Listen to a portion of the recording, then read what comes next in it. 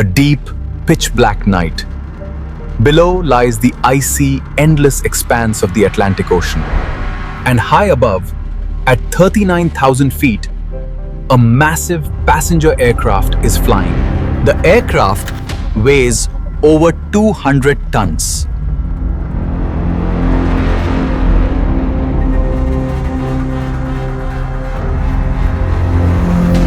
But suddenly, the familiar roar of the engines completely stopped. A strange, heavy silence descended all around. All the lights inside the plane have gone out. A chilling terror has gripped the lives of the 306 people on board. There is no land beneath their feet, no runway nearby for an emergency landing. In the history of aviation, no passenger aircraft had ever become completely fuelless in mid-air like this.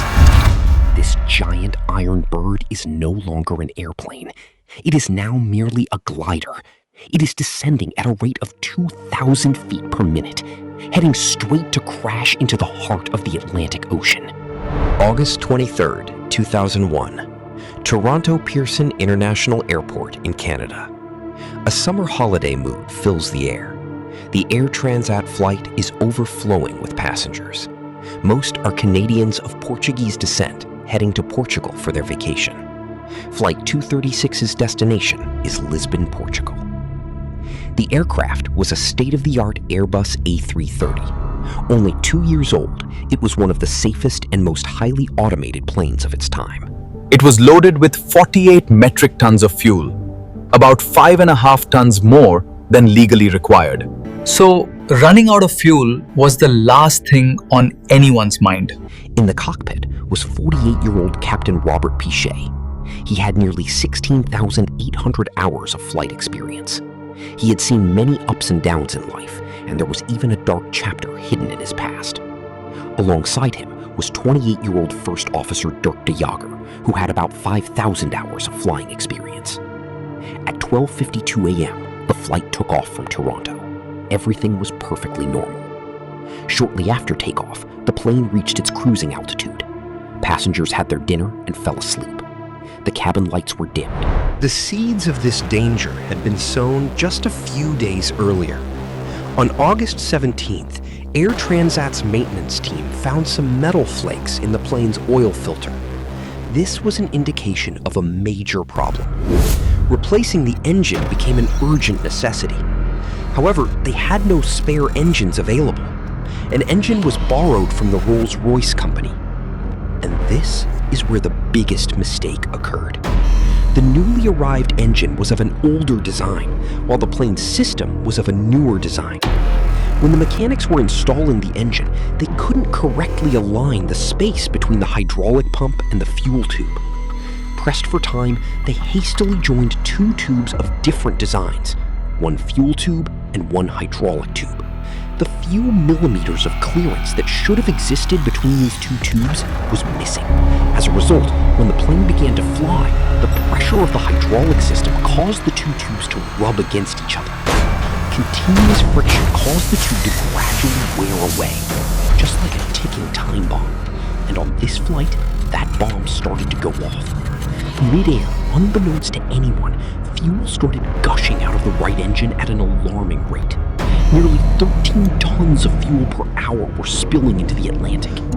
But the state-of-the-art computers and sensors in the cockpit provided no direct warning of this to the pilots.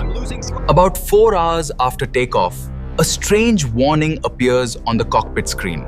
High oil pressure, low oil quantity, and unusually low temperature in the right engine. Normally, engine temperature rises, not drops. The pilots had never seen such a bizarre warning in their lives. They scoured the manuals, but there was no definitive answer there either. They contacted the maintenance team over the radio, but they couldn't offer a solution either. The pilots thought perhaps the sensor was broken and the computer was giving a false signal. When the human mind faces a strange situation, it tends to believe the simplest and most familiar explanation. This is called confirmation bias. The pilots fell into that psychological trap too. They assumed the engine was fine and only the computer was wrong. But in reality, the fuel pipe had ruptured and fuel was pouring out. To maintain balance in this modern aircraft, there was a trim tank in the rear tail. As the fuel in the right wing decreased, this trim tank automatically began transferring all its fuel to the wing tanks. As a result, the pilots initially couldn't realize that their fuel was depleting so rapidly. A short while later, another message appeared on the screen: fuel imbalance. The fuel in the right wing had dropped significantly, while the left wing had more fuel. This happens occasionally in modern planes. The pilots opened the crossfeed valve to balance the fuel, but they forgot one critical rule. If a fuel leak is suspected, this action is strictly forbidden. When the pilots finally realized that the fuel was indeed dropping at an abnormal rate, it was too late.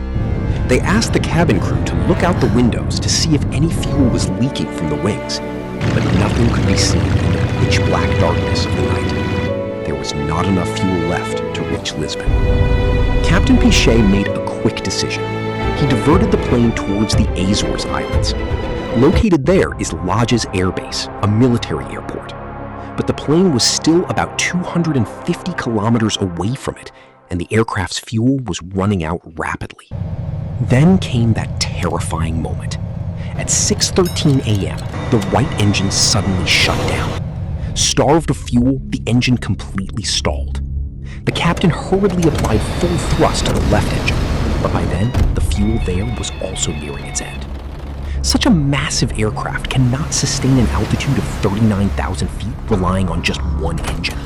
The plane slowly began to descend. What was that sound? Exactly 13 minutes after the right engine shut down, the left engine also fell completely silent. Mayday, The pilot announced over the radio, Mayday, "Mayday, Mayday, Mayday. down. Both our engines have flamed out. We are now Mayday, gliding." Mayday. All the screens in the cockpit went dark. All the lights inside the cabin went out. Suddenly, the continuous familiar hum inside the aircraft completely stopped. A strange, heavy silence fell over the entire cabin. Nothing could be heard except the sound of the passengers breathing. As the cabin air pressure dropped, oxygen masks deployed from above. With the engines shutting down, the aircraft's main power supply was also cut off. As a failsafe, a small propeller called a ram air turbine deployed from beneath the plane. Spun by the force of the rushing air, it generated a small amount of electricity to keep the essential instruments running. But flying this massive plane without engines is as difficult as driving a car with a jammed steering wheel. Without hydraulics, the flight controls became incredibly heavy. The lives of 306 people were now in Captain Pichet's hands. The runway was still 120 kilometers away. Under the pilot's instructions, the cabin crew told the passengers to put on their life jackets and brace for an emergency landing. Save Some us. were crying, some were praying Help to us, God for the Mary. last time. Some were tightly holding the hands of the person next to them. Just the thought of how terrifying an emergency water landing could be makes one shudder. The impact of massive waves could tear the plane to pieces. Below was nothing but darkness. Passengers were instructed to take off their shoes and not to inflate their life jackets until instructed. The clear shadow of death was evident on everyone's faces. But in the cockpit, Captain Pichet and First Officer de Jager were working, completely setting aside their emotions. They had no room for error. If they missed this chance, there would be no way to try a second time. Managing the aircraft's speed and altitude without engines is an impossibly difficult mathematical calculation. No room for error. No second chance. They must manage speed and altitude perfectly. At least 140 knots to keep systems alive, but below 200 knots to deploy landing gear. At 6:31 a.m., the pilots spotted the runway lights of Lodge's Air Base. Air traffic controllers continuously flashed the runway lights on and off so the pilots could see them clearly from far away. The plane was only 8 miles from the runway at that point. But a major problem arose. The plane was still 13,000 feet high. Yet at this distance, its altitude should have been only 3,000 feet.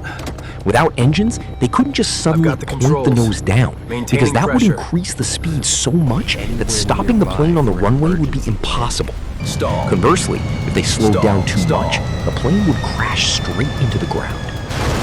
Captain Pichet made an incredible and courageous decision. He executed a full 360-degree turn with the plane in the sky. Turning such a massive aircraft like this without engines was pure madness, but there was no better way to rapidly lose altitude. Even after this, the altitude was still a bit too high, so right before the runway, he began to bring the plane down by banking left and right in an S shape. Looking through the windows, passengers saw land one moment and the waters of the ocean the next. They had no idea where the plane would actually end up. On the runway, fire services, ambulances, and rescue teams were already on standby. Everyone's eyes were fixed on the sky. At 6:45 a.m., the plane touched down on the runway at tremendous speed. Without engines, flaps couldn't be deployed, so its landing speed was much faster than a normal landing, almost 200 knots. Sometimes technology fails us, and in that moment, human intelligence and the will to survive prove that even from the edge of the abyss, return is possible.